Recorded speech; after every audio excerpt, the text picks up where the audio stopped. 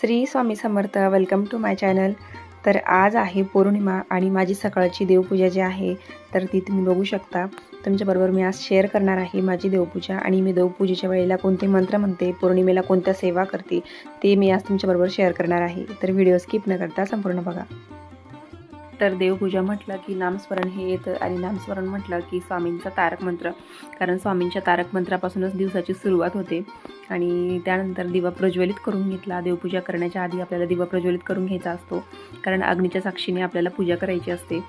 तर देवपूजा करताना कधी कधी श्री सुक्तम, पुरुष सुक्तम, विष्णू सहस्रनाम, गणपती अथर्वशीर्ष, तर असं कोणतंही मोबाईलवर जे आहे तर ते मी लावून देत असते, कारण दिवसाची सुरुवात ही नामस्मरणाने झाली पाहिजे आणि आपलंही मन प्रसन्न होतं. कारण स्वामींचं कोणतंही आपण सेवा केली तर त्याने आपल्याला थोडंसं मनाला समाधानही मिळतं आणि ह्या धकाधकीच्या जीवनामध्ये आपल्याला वेळही नसतो, कारण आपल्या घरामध्ये आपल्या मागे जो संसाराचा राडा आहे तो कधीच संपणार नाही. तर त्यामुळे आपण कमीत कमी देवपूजा करताना तरी आपण देवाचं नामस्मरण केलं पाहिजे. तर मी जे आहे तर मोबाईलवरती सकाळी लावून देत असते. तारक मंत्र असेल किंवा विष्णू सहस्रनाम असेल, श्रीसुक्तम असेल, जे माझं अनित्य सेवा आहे ती, कारण माझ्याकडून जर सेवा नाही झाली तर मी मोबाईलवरती लावून जे आहे तर काम करता करता करत असते. कारण आपल्याला अगदीच वेळ असेल असं नाही आहे, कधी कधी खूप लोड असतो कामाचा, मुलांची शाळा असते, सगळंच कामं असतात आपल्या मागे. त्यामुळे मी मोबाईलवरती लावून देते आणि माझं बरंचसं पाठ झालेलं आहे मोबाईलमुळे. हा सुद्धा फायदा आहे की आपण मोबाईलवरती लावलं ना की संस्कृत जरी असेल तरी आपलं पाठ होऊन जातं. आणि नित्यसेवेचे जे आहे तर 1 माळ स्वामी समर्थ मंत्र जप आणि 1 ते 3 अध्याय स्वामी चरित्राचे हे माझे कधी कधी मी रेग्युलर घेते, कधी कधी थोडासा गॅप पडतो. तर बऱ्याचदा मी गुरुवारी घेते. स्वामी चरित्र सारामृत जे आहे पूर्ण पुस्तक ते गुरुवारी वाचन करते, किंवा मग सोमवारी शिवलीलामृत घेते. असे ठराविक दिवसांच्या दिवशी मी करत असते सेवा. आणि मंगळवारी जे आहे तर दुर्गा सप्तशती आणि रविवारी जे आहे तर मल्हारी सप्तशती. तर असं जसा मला वेळ मिळेल त्या प्रकारे मी सेवा करत असते.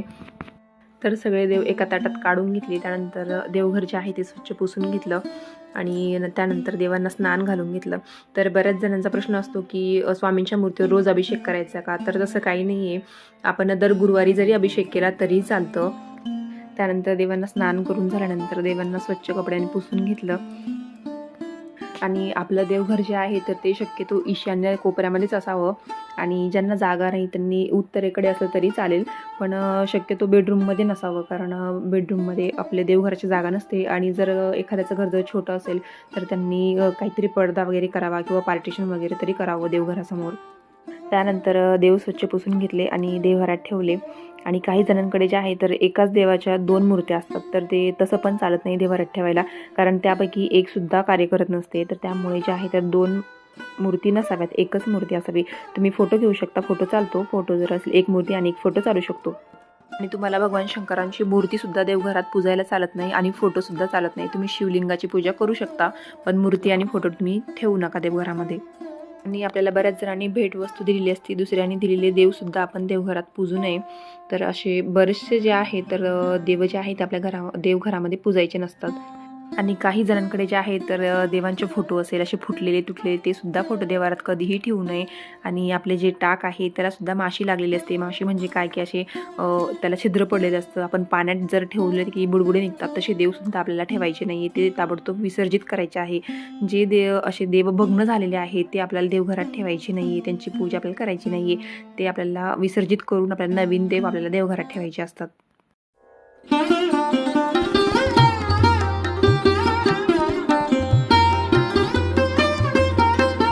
त्यानंतर मी सर्व देवांना जे आहे तर अष्टगंध लावून घेतला आणि देवींच्या मूर्तीला जे आहे तर मळवट भरून घेतलेला आहे. लक्ष्मी आणि कुळदेवी आपली तुळजाभवानी जे आहे, अन्नपूर्णा आहे, तर यांना मळवट भरलं. खूप सुंदर दिसत आहे. आणि त्यानंतर जे आहे तर कुंकुमार्चन करायचं होतं. तर हे जे पुस्तक आहे मान सन्मान कुलदेवतेचा, हे पुस्तक तुम्हाला केंद्रात मिळून जाईल तुम्ही जर कुंकुमार्चन करत असाल तर. आणि याच्यामध्ये दिलेलं आहे की आपण कुंकुमार्चन कसं करायचं आहे.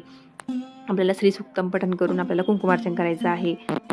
आणि कुंकुमार्चन कसं करावं श्रीयंत्रावरती, मूर्तीवरती, तो व्हिडिओ मी अपलोड केलेला आहे, तो तुम्ही बघू शकता यूट्यूबला. तर पौर्णिमा असल्यामुळे आणि आपण मंगळवारी, शुक्रवारी आणि पौर्णिमेला ह्या ठराविक दिवशी आपल्याला कुंकुमार्चन करायचं असतं.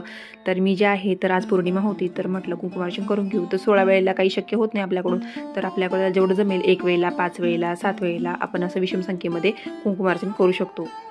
ज्यांच्याकडे श्री सूक्तमचं पुस्तक नसेल कुंकुमार्चनचं, तर तुम्ही फक्त ओम ऐं ह्रीं क्लीं चामुंडा विचे हा मंत्राचा जप जरी केला 108 वेळेला तरीही चालतो. आणि पौर्णिमेला जे आहे तर संध्याकाळी सत्यनारायण करायचं असतो, हे सुद्धा तुम्हाला माहितीच असेल. आणि मी त्याचासुद्धा व्हिडिओ टाकलेला आहे की सत्यनारायण पूजा कशी करायची घरच्या घरी, तो सुद्धा तुम्ही व्हिडिओ बघू शकता. आणि संध्याकाळी जे आहे तर प्रदोष काळामध्ये आपल्याला आज सत्यनारायण पूजा करायची असते. आणि ज्यांच्याकडे श्रीयंत्र नसेल तर त्यांनी देवीच्या मूर्तीवरती किंवा टाकावरती कुंकुमार्चन केलं तरी चालतं. आणि श्रीयंत्र जर असेल तर त्याला तुम्हाला कमळगट्ट्याची माळ तुम्हाला आवर्जून घालायची आहे. आणि आपण कुंकुमार्चन का करतो श्रीयंत्रावरती, कारण हे जे श्रीयंत्र आहे ते माता लक्ष्मी आणि भगवान विष्णूंचे आसन आहे. आणि आपल्याला या कुंकुमामध्ये जे आहे ते देवीचे तत्व आकर्षित करण्याची प्रचंड क्षमता असते, त्यामुळे आपल्याला कुंकुमार्चन करायचं असतं. आणि हे जे कुंकू आहे तर हे स्त्रियांनी रोज आपल्या कपाळाला लावायचं आहे, कारण या कुंकुमामध्ये खूप ताकद असते.